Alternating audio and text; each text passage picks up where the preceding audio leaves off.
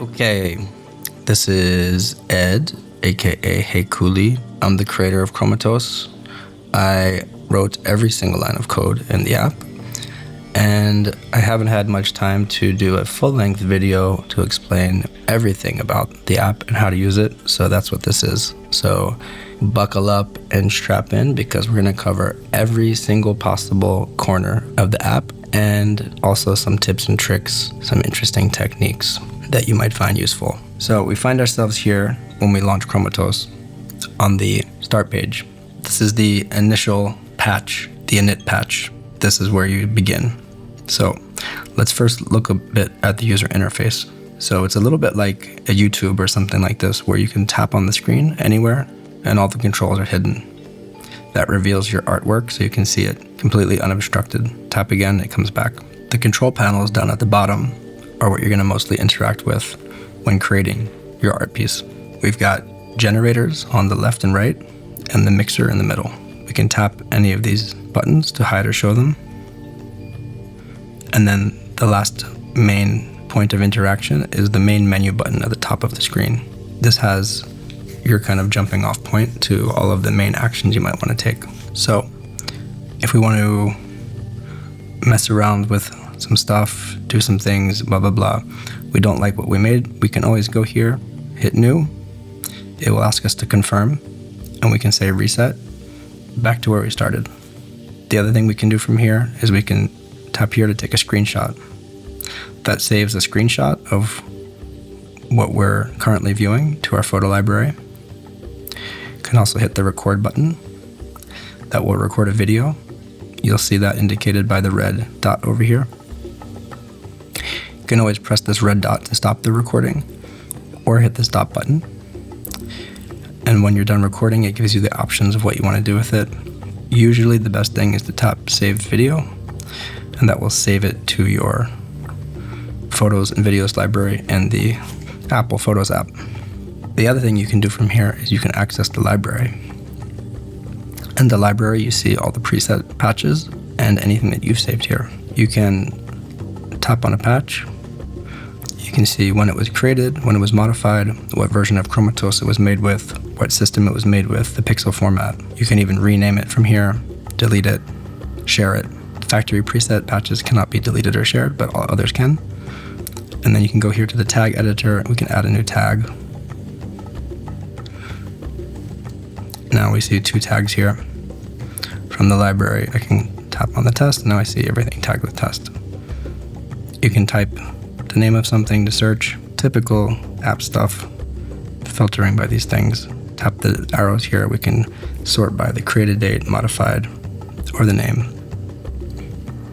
You can also tap here to import a file. If you have a friend or someone you know, or something you got from our Reddit or Discord channel, where someone posted a patch, you can just download that patch file and import it here, and it'll show up right in your library, and then you can use that patch, remix it, edit it, do whatever you like. Okay, that's the library.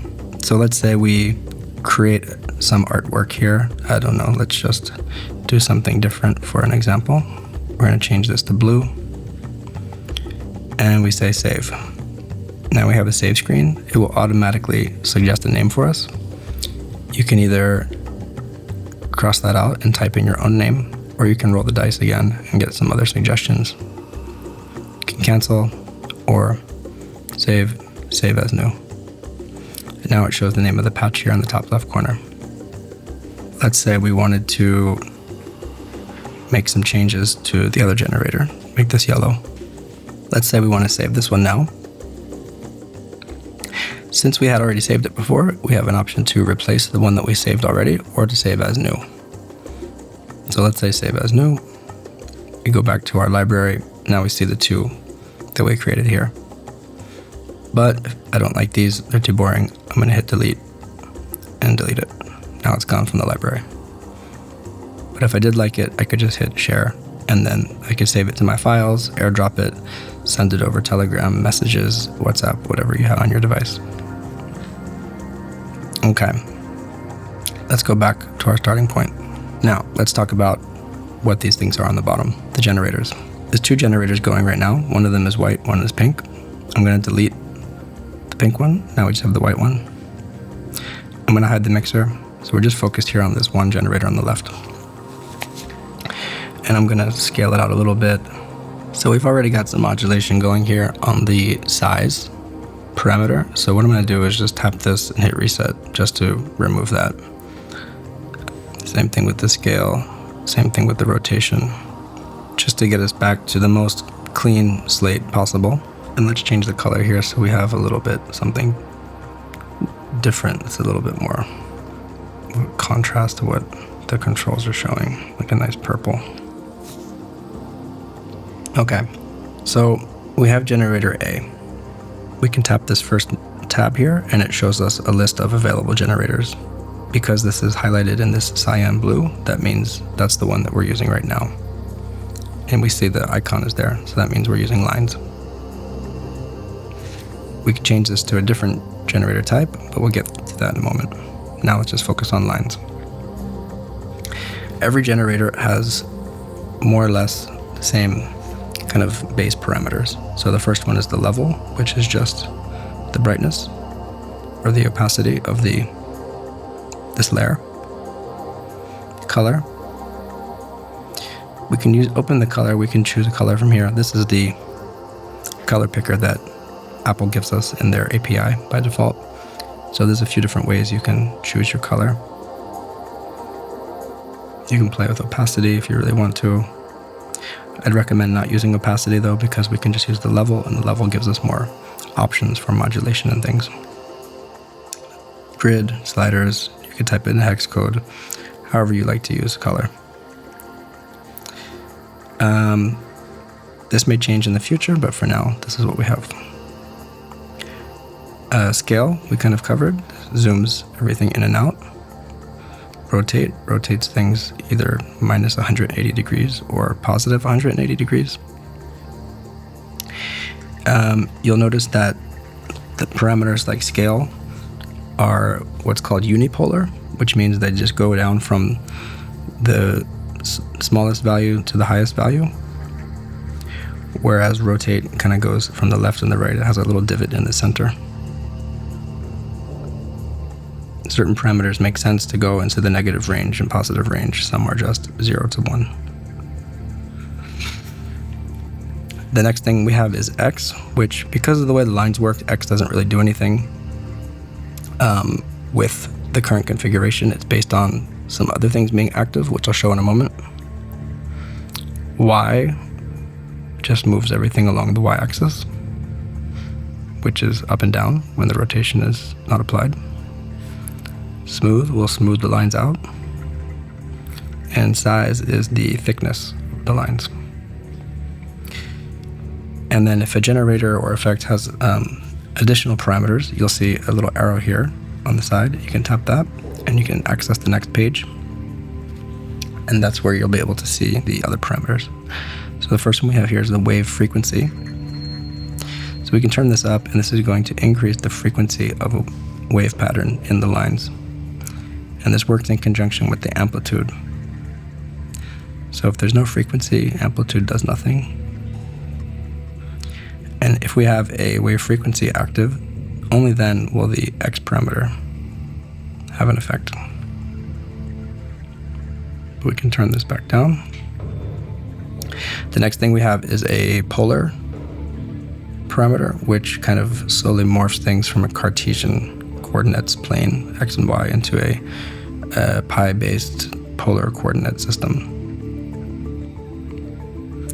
which can be really fun to use for sort of hypnotic flowing circle effects. And then the next thing we have is the signal garbler, which introduces noise into the algorithm.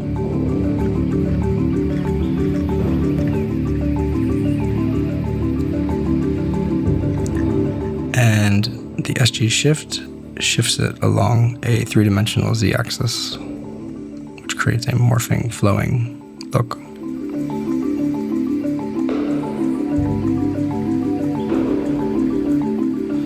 And that's pretty much it for the line generator. But what I'd like to go into next is how all of these parameters are much more advanced than they may look at first. So if we tap on any of these knobs, we get to a submenu, and the submenu has 4 tabs along the top. The blue icon indicates our current page, which page we're on.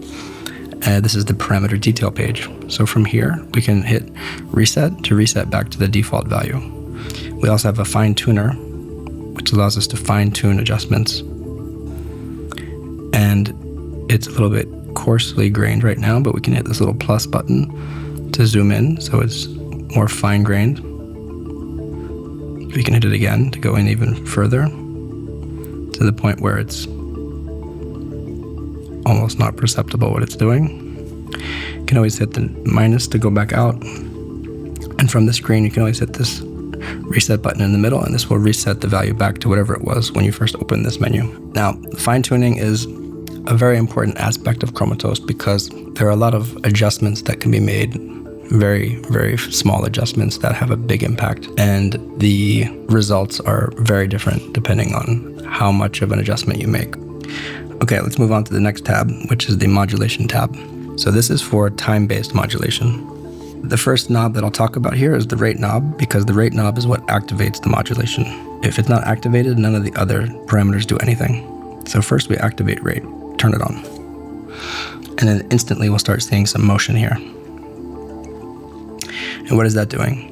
Well, the rate is the speed of the time-based modulation. So if we turn it all the way up, it goes fast. If we turn it all the way down, it's going slow. If we turn it all the way down to 0, it's completely off. Okay. And now, if we look back at our scale parameter here, we see this blue ring.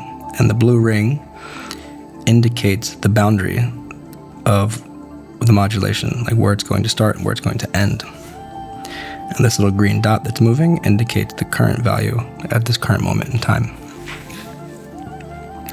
So if we go back into our menu again, we can play with the depth as well. We can bring the depth down. And then we see this blue ring has shrunken.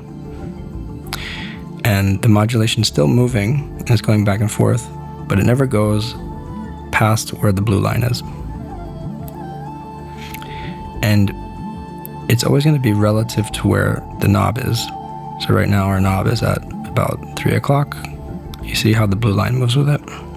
If we put it back at 12 o'clock, now the modulation is kind of ping pong back and forth around that center point.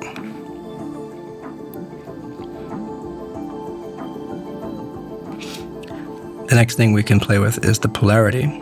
So right now we have the icon with the plus and minus, which indicates it's a bipolar modulation going back and forth. If we switch it to positive, now you see it's only going to go from where the knob has its value set. It's only going to modulate from there to the right. Before it was going left and right, now it's just going to the right. I'll increase the depth so you can see this a little bit better. Yeah? Maybe speed it up also so we see it a little bit better. You see, it goes from where the white knob is until the end point, only on the right. We can go in the negative direction, and it does the same thing, but it goes from 12 o'clock then to the left. Go back to bipolar, and again, it's going across both. Okay. And then the other thing we have here is the wave shape. So right now it's a sine wave, so it's just a wave that looks like this icon, kind of goes up and down like a wave. We also have a square, which just goes from the far left to the far right of the depth. There's no morphing in between.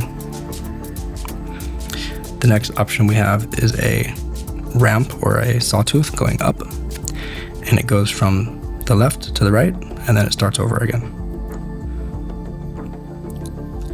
The other option we have is the inverse of that. It's a decreasing ramp or saw. It goes from the right to the left.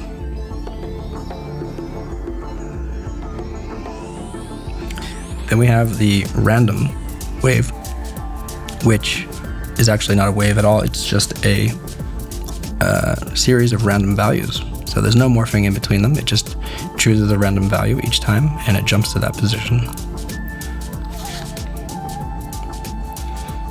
And then the next one we have is kind of like that, except it smooths it out. It's still randomized, but it smooths. It's like a smooth random. It morphs between the two values. So it chooses a random value and then morph to that. Choose another one, morph to that. And if we hit it again, it cycles back around to the sine wave again.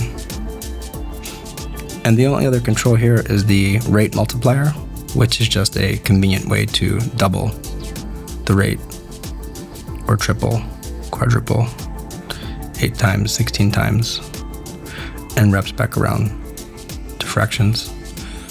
So it's just a nice way to be able to use the multiplier to get it kind of coarsely like where you want it, and then you can use the rate knob to get it fine-tuned. And then if you really want to fine-tune it even more, you can bring up this fine-tune menu here. So that's the modulation. One thing to note, this reset button, if I hit this, it also resets all the modulation for that parameter. It's back to where it was. Okay. Next thing we have is a little bit complicated. So let's say we have a modulation on our parameter. We're going to do our rate like this, depth like this. So now the rate of the modulation is moving at a constant rate, and constant speed. But the rate parameter itself is a parameter that if we tap, we can go into and get to all of its parameters for modulation. So we can do 2 levels deep of nested modulation. And the way you see this is you see this rate up here, that tells us which parameter we're working with. Before we're working with scale, you see? So if we start at the beginning, we tap scale, we see we're on the scale. We go to the modulation, we tap rate. Now we're on the scale, or sorry, the rate of the scale. Now what happens if I modulate that? And then we're gonna close out of all these, and now we're gonna see our animation here. And you see how it's going really fast, and it slows down. And it goes fast again. Slows down. It's because we have the speed being changed by another modulation, like the rate. The original rate is modulated. So this is a really cool way to get some interesting dynamics into your pieces, because when you have modulated modulation, it introduces a lot more chaos into the system, a lot more unpredictability. And you can do this in different ways. So maybe we go into here and we say, okay, we have our rate being modulated, but let's only modulate that with a square wave. So now it's going to go at a slow pace, and then it's going to go fast.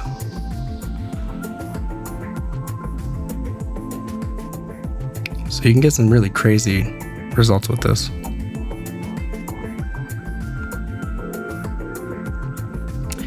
And you might be asking yourself, okay, what if we go into the rate and then into the rate and into the rate? Well, then you don't have a modulation menu anymore, because we can only go 2 levels deep. Otherwise, we'll go on forever, and it gets really too complicated to manage and to think about. And honestly, the utility is not really that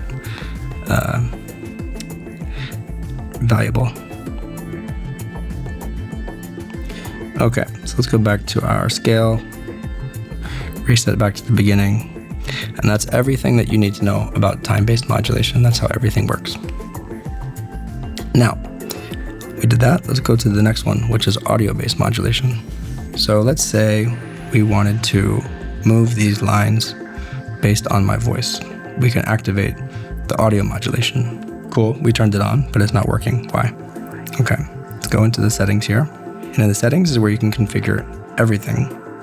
And we're going to go to the audio engine, and the audio engine has to be enabled, and it is enabled, but it's not moving, as you see here, because I'm doing a screen recording with the Mac, recording the output of the iPad, and sometimes this gets wonky, so you have to tap it and re-enable it. Normally this works just fine. The only time I've ever seen an issue with this is when you're doing screen recording, because QuickTime doesn't know where to get its audio from, and then it kind of just starts acting weird. Okay, anyway, now that that's out of the way, we have two different analysis methods. We can either analyze the audio based on the peak value, which is the maximum value of the audio signal, or the RMS value, which is a averaged value of the audio. These can be good for different situations. Best just to experiment with them and see what you like better. And in Chromatos right now, we have three different audio signals that you can play with. So first is the main signal. And if we turn this threshold and this gain all the way down, you see this raw signal here? This is the raw audio signal coming in. And it's coming in through the microphone.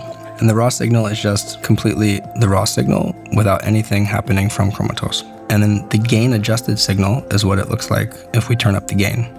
And what you want to get when you're doing audio modulation is you want to have this green bar whenever your audio is playing. You want it to be kind of going between the bottom and the top. You don't want it completely pinned to the bottom or pinned to the top. So you can just adjust the gain to get that to where it needs to be. This will change based on your situation, the audio in the room, whether you're at a party with loud music or whether you're just doing something like this with your voice like I am. The settings will vary. The important thing to note is that the signal that is actually used for the modulation in Chromatos, it's not the raw signal, it's not the gain adjusted signal, it's this gated final signal. Okay, and what is that? Well, if the threshold is all the way down, it's going to be exactly the same as the gain adjusted signal. But if we turn this threshold up, you'll see this little yellow bar starts to move. That means that the final signal only is activated when the audio passes through that yellow bar. So if I bring this all the way up to the end, you're going to see that there's no final signal because I'm talking too quietly. But if I start talking loudly, it activates it because it goes through the bar. So if you're planning to use this, it's good to kind of get it where it's getting triggered when you want it to be triggered, but not all the time, maybe with background noise or something from the room. So for now, we can put it maybe like more like here, so that if I snap my fingers, it goes through. The low frequency and the high frequency, they both behave the exact same way. The gated final is the final signal that's used. The only difference here is that we have a cutoff knob for adjusting the frequency, and this is just to dial in how much of the high frequencies you want to cut off of the signal. So you're only left with the low frequencies. So for kick drums and bass heavy sort of stuff and music usually. And the same thing is true for the high frequency. It's just for the highs come through and not the lows. This works pretty well with music, but it's kind of hard to demonstrate with just the voice here. Okay, now that we have all the settings out of the way, we can talk about how to use this when we're making stuff. Okay, so the first thing I want to show you is that this meter up here, this is showing the main gated final output. This is the one from our settings. It's not the low, it's not the high, it's the main one. And when we activate our audio reactivity, this first icon here with the microphone, that means it's using the main signal. And we're on the scale now. So instead of a blue ring, we're going to see a yellow ring. The yellow ring indicates the audio reactivity. And you see when my voice, when I'm not speaking, the green marker is all the way at the left. And when I do speak, it goes all the way to the right. Just like with the audio modulation, we can adjust the depth so we can dial this straight down. Now we can see that it's only affected this range here. And it's just like the audio modulation where we had before, we also have the polarity. So you can make it go only to the right of the setting or only to the left of the setting. And it's always going to be relative to wherever we position the knob initially. Another really handy feature of the audio modulation here is we have an invert switch. So we can tap this and it just inverts the signal. That means when it's totally quiet, instead of the green marker being at the left, it's now at the right. So it just flips it around. And this is really useful if you want things to go in a different direction based on the sound.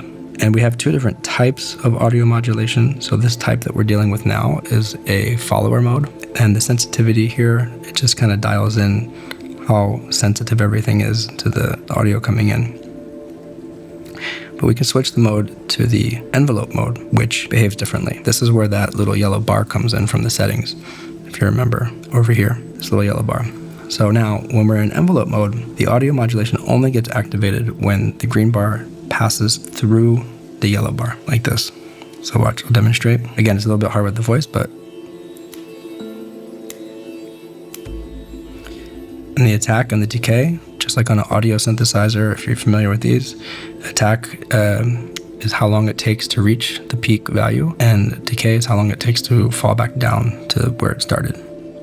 So if we have a short attack and a high decay, it's going to jump straight up when something hits, and then it's going to slowly go down.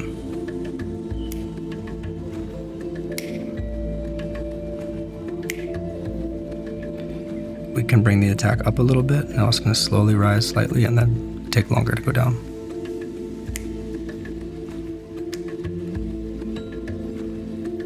or you just reverse it and have a long attack and short decay, and it's going to slowly rise up and then fall back down immediately. Attack, boom, down, attack. And so with all of these different settings, you can dial things in exactly the way you want it to behave. The other thing you can do is you can take the source. So we've been dealing with the main source, and you can just flip it. And now this is the low frequencies. This is sort of the universal symbol for low pass filter. So you see that the lower part on the left of the icon is high. That means the low values, the low signal is coming through, the high values are not. Go to the other one. This is the opposite. The high values are coming through, the low values are filtered out. Toggle it again, we get our microphone with a slash. That means audio modulation is disabled. And that's pretty much it for the audio modulation system. Now, the last thing to cover here is the macro mapping. And now what this does is it allows us to map any parameter in Chromatos to one of the 8 performance macro knobs. So if I tap on here, you can see there's 8 options. I can select one. Once that's selected, if I go to performance mode, now I have a macro knob that's activated. And right now this does exactly the same thing as the scale knob. All the way down goes all the way down, all the way up goes all the way up. But you see how I move this all the way up and then it kind of leaves the frame. There's nothing visible anymore. When I'm doing a performance, I don't want that to happen. I just want this to come to like a certain point here because I don't want it to get messed up and there have be no picture. So what I can do is I can go back to my macro settings, and the maximum, instead of setting it all the way up at 1, I can set it to like 0.8. Now if I go back here to my scale, if I go all the way up, it's still in the frame. So this is how you kind of create guardrails for your macro knobs so that things stay within the bounds that you set. And why do we have macro knobs in the beginning? Well, this is one reason, but the other reason is there's so many different generators, effects, parameters in Chromatos. It would be impossible to map all of them and to keep this mapping configured in a sane way. So what we do is we map the parameters that we want to the macros, and then we map the macros to a MIDI controller. So your 8 macros are mapped to a MIDI controller. You can play with the MIDI controller to move the macros, and then those macros are mapped to the knobs. So it's kind of like 2 layers of mapping. So let's say we also wanted to map the rotation to macro number 2. Go to our performance mode.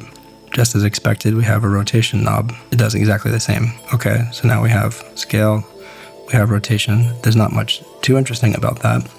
But the other way we could do it is we could map the rotation, instead of to macro number 2, we can map it to macro 1. So now we have scale and rotation both mapped to macro 1. And you'll see the little M1 here indicates that. We go to our performance mode, and now it says multiple things are mapped to the same knob. So one knob that does scaling and rotation. And there's no limit to how many things you can map to a macro knob. So this is very powerful. Okay, and that pretty much does it for the submenus for all the parameters. And there's one thing I would note here is that if I say reset on the rotation, it doesn't reset the macro mappings. The macro mappings are still there. If you want to reset the macro mapping, you have to go in and set it back to nothing. Okay, so we also covered everything with the line generator. We can go through the other generators now. We have shapes. And one thing to notice here is you see all the parameters that are the kind of common base parameters like scale, rotation, X and Y. As I switch from one generator to the next, those values are gonna stay the same because lines have a scale and shapes have a scale. So when you switch from one to the other, it maintains that. It'll keep the modulation, it'll keep the mappings, it'll keep everything. If you want to reset that back, you have to reset it manually or reset the macro manually. Shapes are pretty similar. You can have X, Y, up and down, smooth. We can scale them in and out. This is size, which is kind of the stroke size. And radius, this is my most favorite to play with.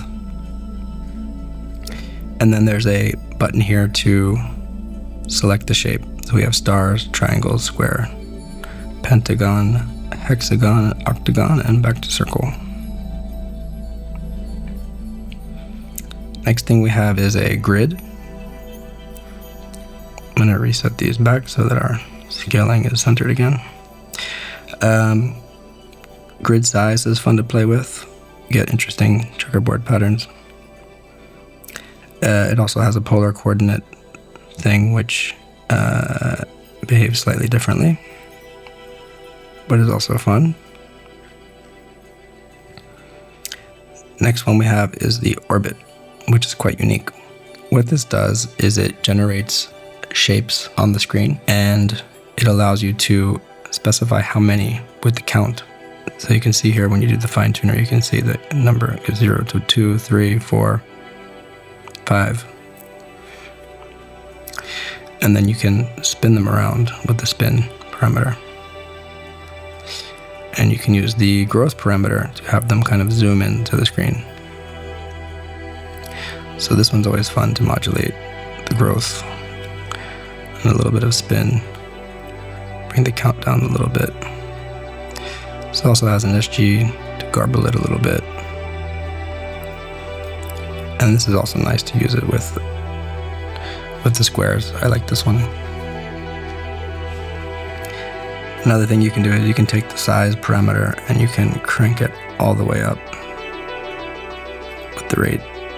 You get some nice pulsing effects.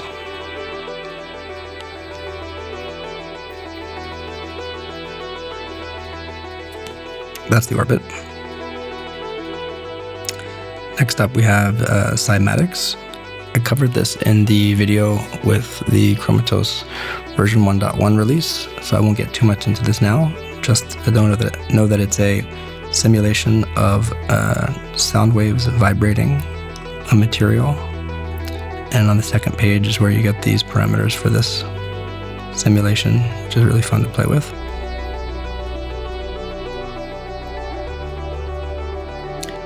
Noise, again, all the same base parameters here, X and Y. The unique ones here are the Z translation, where it moves the noise on the Z axis through 3D space, which gives you a really good morphing effect. Type will switch to a more sort of cloudy looking kind of noise. And Chromatos doesn't give you any limits on how many things you can add. You can keep adding effects and effects and effects and effects until your system falls over and you're losing frames. So it's good to know what is expensive, and this noise generator is one of the more expensive things. So just be careful when you're using this. I wouldn't use like 4 of them together. Photo generator, exactly what it says is it loads a photo. It scales them and tiles them. In and out, rotate X, Y. And last but not least, we have the growth generator. This one is quite different than the others. What this generator does is it runs a sort of growth simulation, kind of like a particle system. And the way that it works is it's based on a trigger. So if I reset this trigger parameter, you're going to see that it kind of goes off and it keeps going. So the way to get it to start the simulation is you have to bring the trigger up and then down, up, down, down. So you can either do this with an audio modulation or a time-based modulation like we have, but you have to make sure it extends far enough that it hits the end so that it makes the trigger actually activate. This one's also unique in that we have 2 colors we can choose from. So we get a kind of a blending between the 2 colors. And we have a scale and a rotation, but these affect the simulation in a slightly different way. So the particles are kind of growing and they're expanding. And based on the scale or the rotation, it's going to affect how they kind of influence each other. Same thing with the X and the Y. Now we're getting some crazy evolving stuff. And the diffusion, the decay, all of these influence how long the particles stay alive until they disappear again. And then depending on how long a particle exists, it may influence the other particles.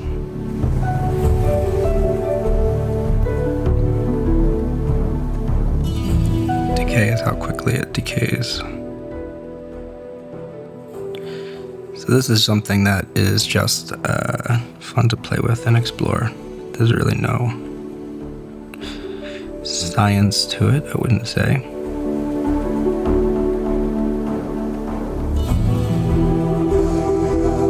But you can get some pretty cool things pretty quickly. And that is it for the generators. So we've only been playing with one generator at a time, but we can always add additional generators. So let's say we have this one going, and I want to add a generator. This one's not active. We can't activate this one. We have to go in order, from A to B to C to D. So we tap on the active plus button. Let's add some lines in here. Let's make this polar coordinates. Let's scale it up a little, reduce the size, add some smoothing, and let's just modulate it on the y-axis.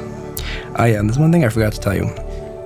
There are some waves that have infinite wave shape. So before we had the sine wave that was ping-ponging back and forth, modulation in the y-axis, just moving in one direction, can go on for infinity. So we have this as an option to go on for infinity. So there's no abrupt changes when it resets. Okay, now that we have these two things, two generators going, we see that generator B is layered on top of generator A. That's the default behavior. But we can go into the mixer here. We can change this. So the composition mode, this one here, is how they get blended together. And the composition affects how pixels. So every generator has active pixels and transparent pixels. And the composition affects how the active and the transparent pixels get combined together. And this you can read about in the manual. There's a full detailed description on all of them. I don't remember exactly all the exact names and how they work. I just like to cycle through them and play with them and have fun.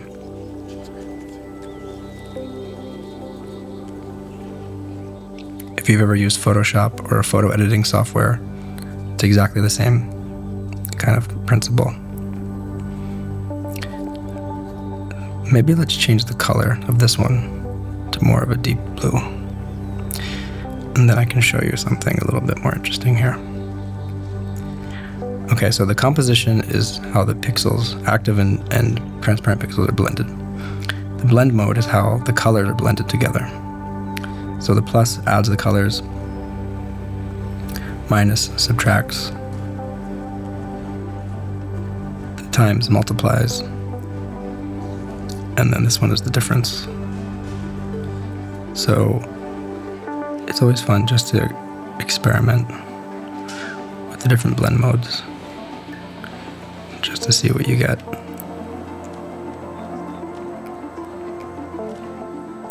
And we could continue adding generator 3 or generator 4, but to be honest, I find usually 2 generators is enough, sometimes a third if you want to have a little extra something.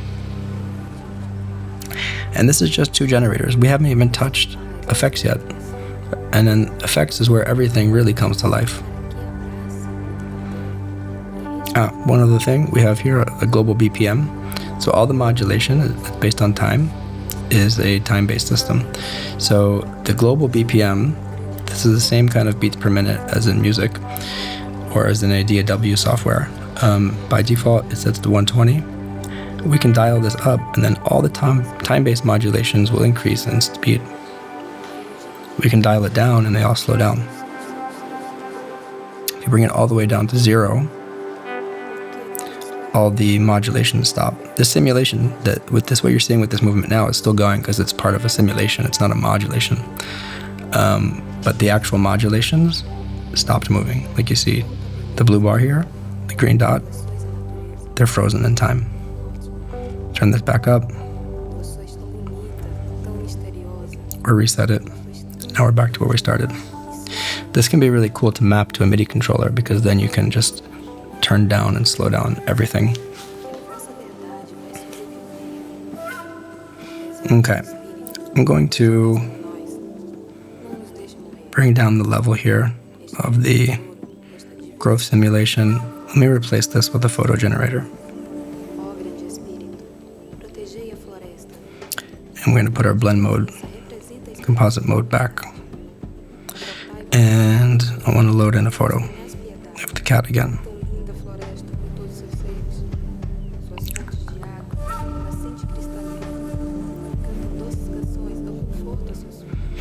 Okay.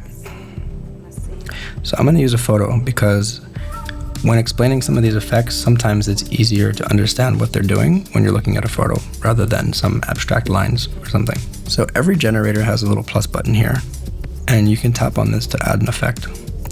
And then you can see all the different effects that are available. So let's go through these one by one. So first up, we have the displace effect. Every single effect has a dry wet knob, and this is how much of the effect is being applied.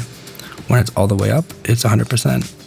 12 o'clock's 50, and this is completely bypassing the effect altogether. Most of the effects by default, when you turn them on, may not have any noticeable effect until you start manipulating the parameters. The way this works is every single pixel has a color value, and the color values are composed of red, green, and blue. And every single pixel is just some combination of those three values. And what we can do is we can look at every pixel, look at how much red is in that pixel, and then based on that amount, say it's a value, some value between 0 and 1, we can shift that pixel horizontally left or right based on its red value. And that's exactly what this first one does. So it's going to shift horizontally only based on the red channel. And actually I'm averaging this based on some average Luma stuff, Luma value as well, but essentially that's what it's doing, which is pretty cool and pretty trippy. So that's the red displacement left and right. We could also do it vertically if we wanted. We could also do it both, and then you get like a little bit of a diagonal kind of thing going on. Okay. Same thing with green. Same thing with blue. And you know, in this image you see here, there's not a lot of blue shift going on. It's because there's not a lot of blue standing out in the image. You can also do it with the alpha, so the transparency. So where it's transparent, where it's not, we can shift left and right.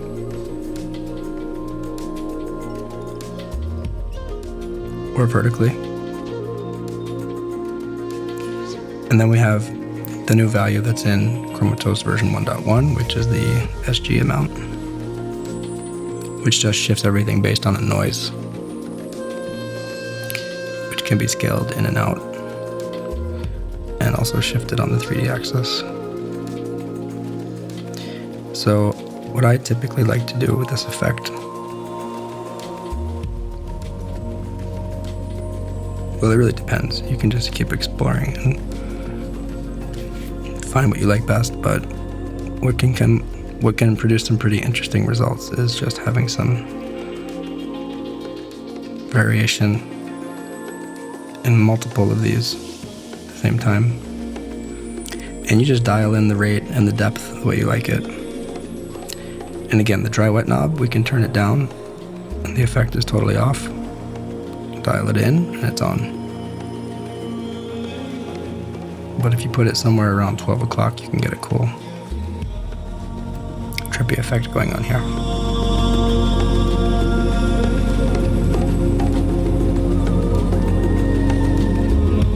All right, let's move on to the next effect.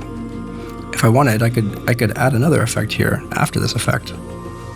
I could add another displace or anything else. Now I have two displace effects. It could be an edge effect. And these all get added together, one after another. But just for the sake of showing what these do, so we understand them all, I'm going to delete that, and I'm just going to focus on one effect at a time. So the edge effect.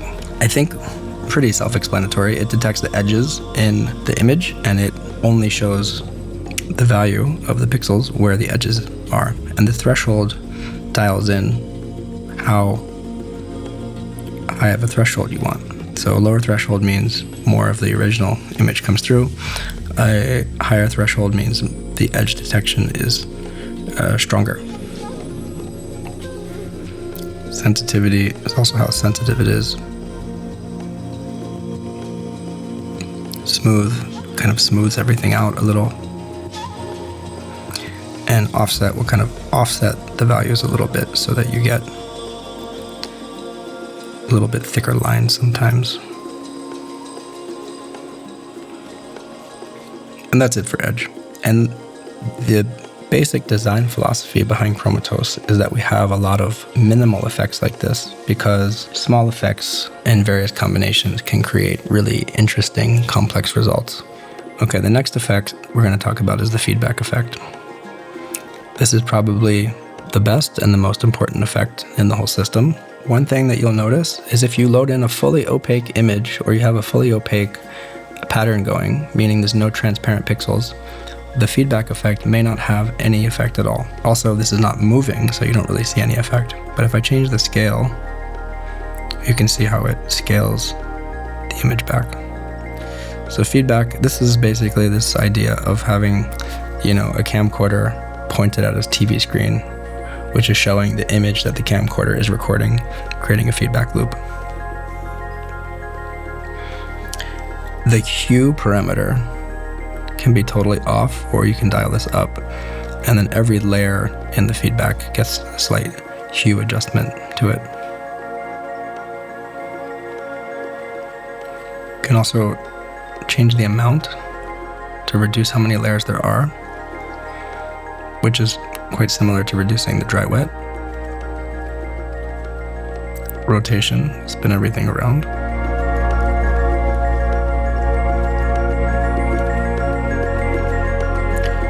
I want to show you, because we're dealing with an image here and you don't really see fully the feedback, it's kind of a little bit subtle. It's just in between like these kind of cracks where there's transparency. I'm going to first add another effect. This effect is the keying effect. And it's important that that goes before the feedback effect. So I push this little left button to move it before. So now we have keying and then feedback. Let me just turn off the feedback so you can see what the keying does. What the keying does is it basically removes either the darkest part or the brightest part of the image. So the min luma is the darkest part. It's going to just pull that out and make it transparent. Max luma does the same thing, but it removes the most brightest parts of the image.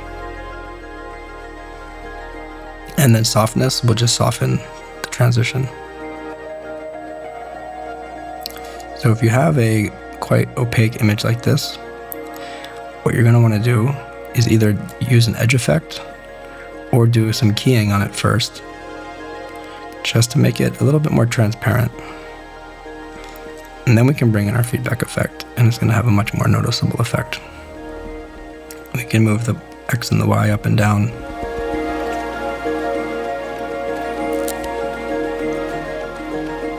And of course, every single parameter can be modulated.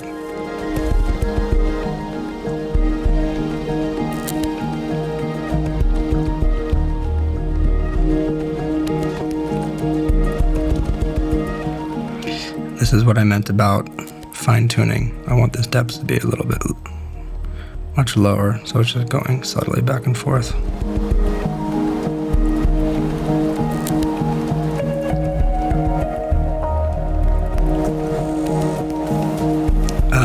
The other thing we can do with the feedback on the second page is we can blur. So we have a little bit of blur going on. And we have the texture sample mode, which by default is just kind of whenever the things kind of go off the edge, the boundaries of the screen, it kind of mirrors everything so it's nice and smooth. But you can also change this so it kind of does like a hard cutoff, and you get like these seams at the edges, which can be cool in some cases.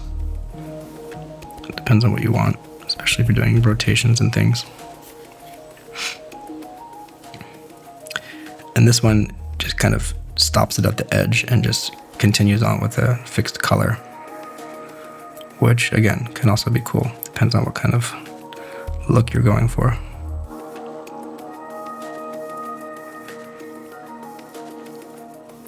but most of the time I'm using the standard one. But I kind of like this right now. Maybe I want to rotate this. Do an infinite rotation here.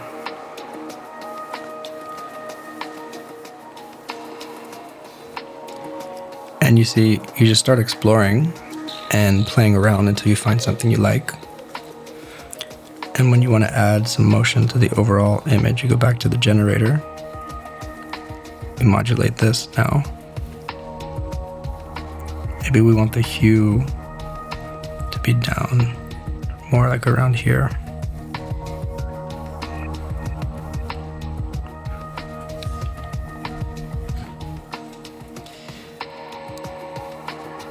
And that's feedback. As I said, we could replace the keying with an edge effect. We also get some pretty cool results. Now you kind of start to even not recognize there's a cat involved in here anymore.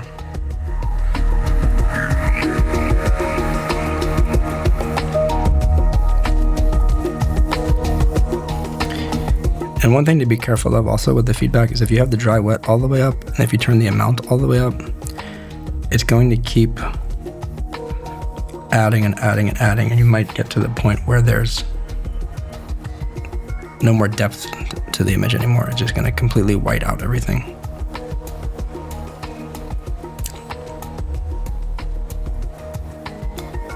Okay. Going on a bit of a tangent here. Let's get back on track. Next up, we have the kaleidoscope effect. So let's disable this guy. Kaleidoscope does what a kaleidoscope does, is it splits things up into multiple copies around a center axis, and we can increase the number of divisions all the way up to 24. And we can play with the angle. So down the minimum you can have is 2, and you can play with the angle of the rotation inside the splitting. And this works especially well if you play with the positioning of the source material or the rotation. And don't forget, you can have multiple of the same thing. So you can have a kaleidoscope and another kaleidoscope and another kaleidoscope. And you can go on forever.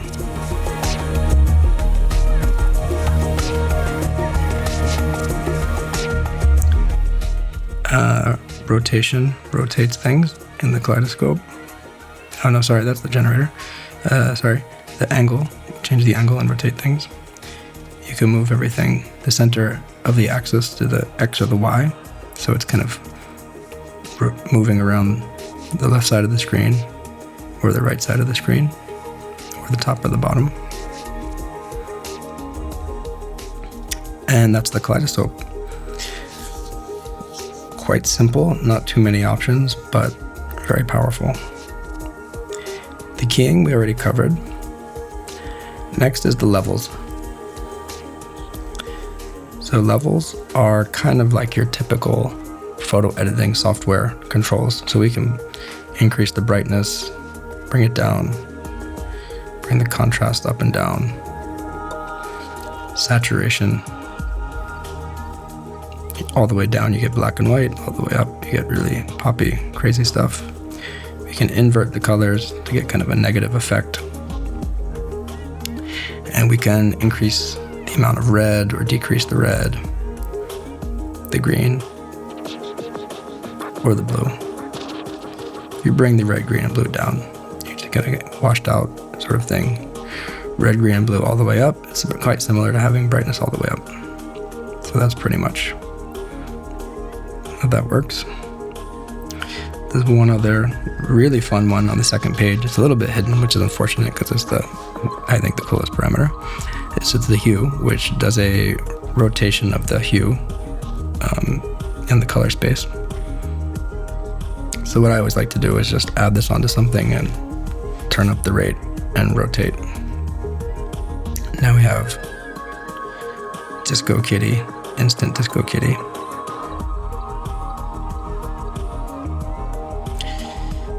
And I'm gonna leave this on.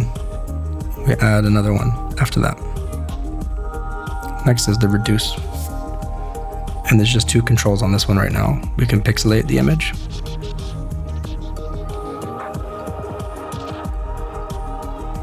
And we can quantize the color. So we get a posterization type effect. So it reduces the amount of colors in the image.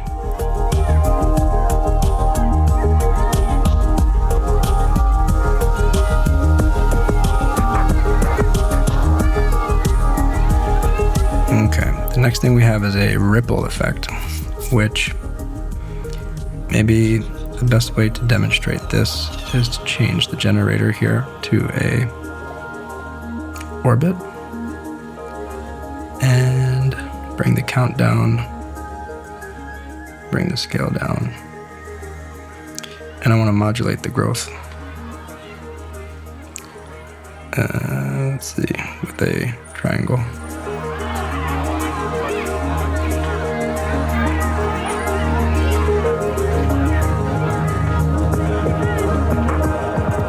What this does is it creates a kind of ripple wherever there's pixels. It creates a rippling effect, kind of like ripples in water. The offset kind of pushes it off a few pixels from where it starts, and the amount, how much ripple there is. Be careful, if you turn it all the way up, it's easy to white out everything quickly.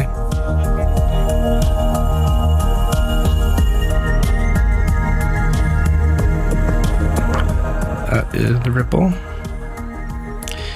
Okay, next up we have transform. For that, I will go back to our photo.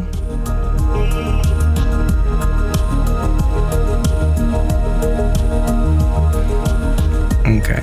So transform takes anything coming in and we can rotate the whole thing. We can move it on X or Y. We can scale it up and down. We can crop it only the X along the X axis up until the point where you just have colored lines.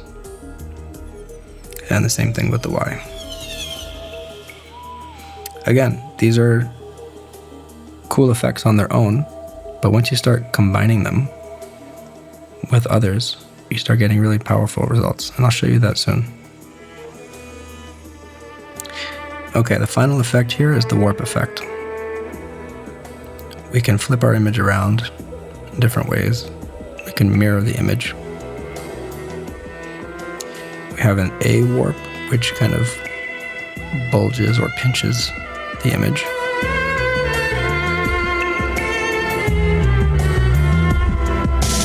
We have a B warp, which kind of a little bit of like a fisheye effect.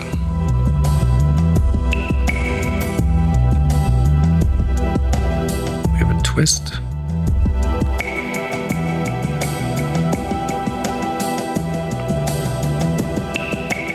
And then we can stretch the whole thing out. Left and right or up and down.